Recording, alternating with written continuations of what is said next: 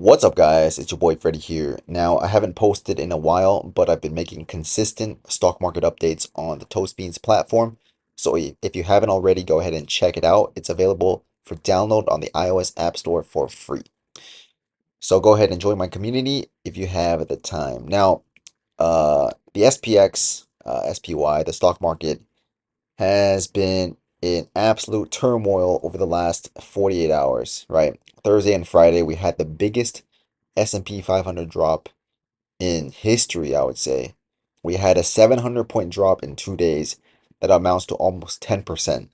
The rapid descent of the stock market can be attributed mainly to Trump tariffs. Now, if you haven't heard already, Trump announced reciprocal tariffs on almost 180 countries, including China, European Union, Vietnam, and these numbers are absolutely outrageous, like 34%, 20%, 46% tariffs. And a lot of uh people have come out saying that it's not actually the tariffs that are charged to the USA, but rather the trade deficit, right? And we're charging them basically a random number that he came out with. And it's quite interesting because it sent the financial markets in an absolute uproar. And even for everyday Americans, taxes will increase substantially for all these imports. And Donald Trump actually doesn't seem to be quite phased. And I'm going to explain why later down in the video, why I feel like these reciprocal tariffs won't actually be implemented. Mind you, these are actually the discounted reciprocal tariffs plus the base tariff rate at 10% on all these countries.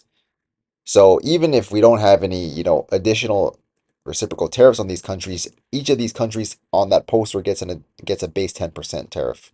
The reason why he's doing all of this is to bring back manufacturing and jobs back into the United States. But the issue is, and there's another article on CNBC that talked about this. Yeah, Trump says tariffs will accelerate reshoring, but experts say it's not that easy. Trump says his tariffs will bring back jobs and factories back to the US.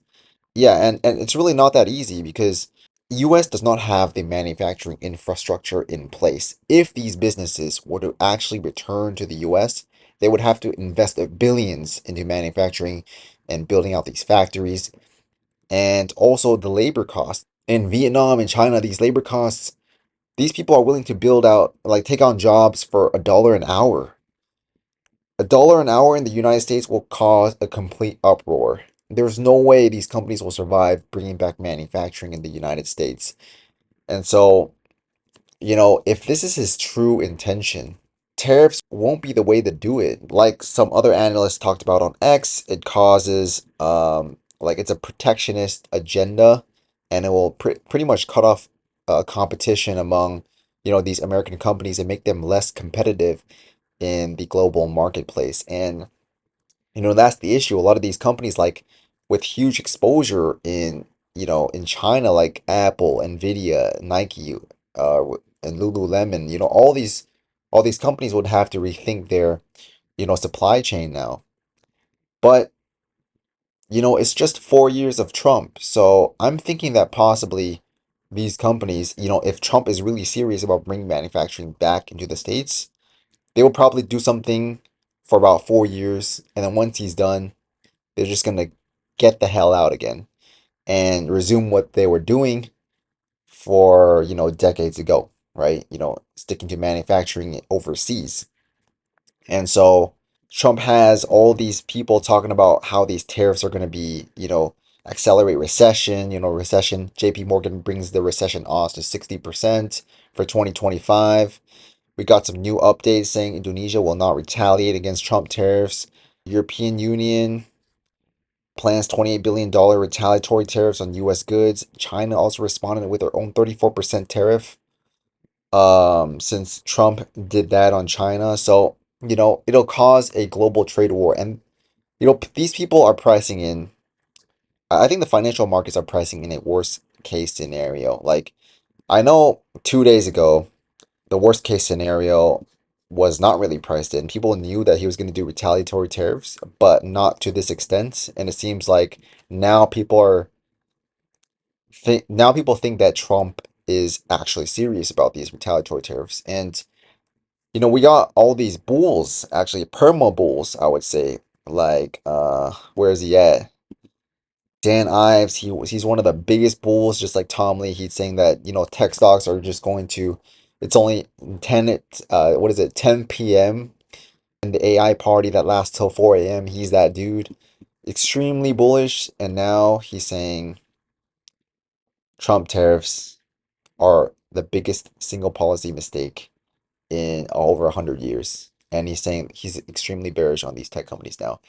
This is actually when I think this is the best time to get in. All these analysts, you know, in times of turmoil, and let's check the CNN Fear and Greed Index because this is crazy. Like, Fear and Greed Index is sitting at, let's see, my internet is slow, 4. Okay?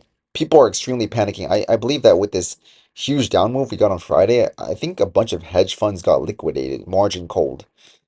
That's why you got that huge 2-day drop.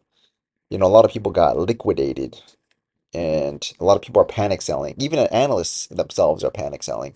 So, this is actually a good time to buy in because I'm going to explain why I believe that Trump tariffs probably won't be implemented, even though a lot of people in the media, on X, financial analysts, they're coming out and saying that taking this really seriously. But I'm here to say that it's not that serious. And I think there's a reason why I believe. People think that Trump is an idiot, Trump is dumb, but I think that he knows exactly what he's doing when he's doing these tariffs. Like, he's coming out and smiling, saying reciprocal tariffs. At the back of his head, I feel like he knows that this will absolutely crash the markets, send markets in turmoil. And he's just kind of enjoying that because part of his agenda is to ask the Federal Reserve to lower interest rates. And you know that we have about, 36 trillion in debt, and he wants to refinance that at lower interest rates. And part of that is that he wants to force the Fed's hand to cut interest rates. And the only way to do that is to send markets in turmoil and people into bonds. And so he needs to make it seem as real as possible, if that makes any sense. That's why he's smiling. He's like, yeah, 34% tariffs, 46% tariffs on Vietnam. In the back door, he's like saying that, yeah, it's fake, it's fake. You know what I'm saying? So I think he wants to just force the Fed's hand to just cut. But at the same time, I don't think he wants a recession. So, and he knows that, these absolutely insane numbers will bring about a recession. So I think what he's going to do is he's going to announce these numbers, make it seem as real as possible, have all these media and financial analysts covering these tariffs, right? And what their implications are for a lot of these big tech companies and the earnings. And he's definitely going to do deals, right? And he's going to force the Fed to cut interest rates. Once he forces the Fed to cut interest rates, um, he's going to back off on these reciprocal tariffs. And he's going to probably backtrack, say that maybe we're not going to do 34, we're just going to do 5%, or maybe just 2%, or whatever it is. And he's going to announce tax cuts throughout this year. I think that, Donald Trump has the power, even though the S&P 500 seems like it's just about to crash into oblivion, right? People are thinking like, wow, it's just going to crash to like 4,000, 3,000. Recession is coming. I think he has the power to make the S&P 500 tag the previous highs in, let's see, what is it? In 2022, actually. We haven't tested these highs in over, what, like 3 years. And the last time we hit it was in a year ago. So we've never tested this high. I think we can test this high, and then Donald Trump can send the markets to all-time highs again.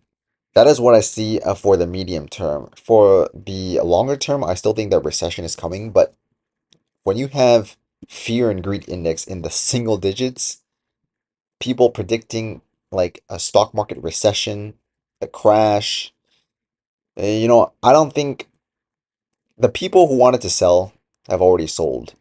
So there's no more sellers left in this market. And so if it wanted to crash now, it's literally, you know, I don't see it as a probable. Let's put it that way. It could crash, but I don't see it as probable with extreme fear sitting in the single digits. For the S&P 500, I think that there's a possible bounce in the near term. If you go at a 4-hour time frame, I believe the MACD is extremely oversold, and we had a 2-day uh crash. We had a gap and gap. If we get another gap on Monday, I believe it could be a short-term bottom for a rebound to fill all these gaps. And I do think that it's possible we continue lower to fill to tag the 4,800 support level on the S&P 500 before resuming higher. So that's what I see in the medium term. Let me know what you guys think about Trump tariffs. Do you think that it'll actually be materialized in the near term? Let me know what you guys think in the comment section down below. I would love to have a discussion with you guys. And if you guys like this video, give it a thumbs up, and I will see you guys in the next video. Peace.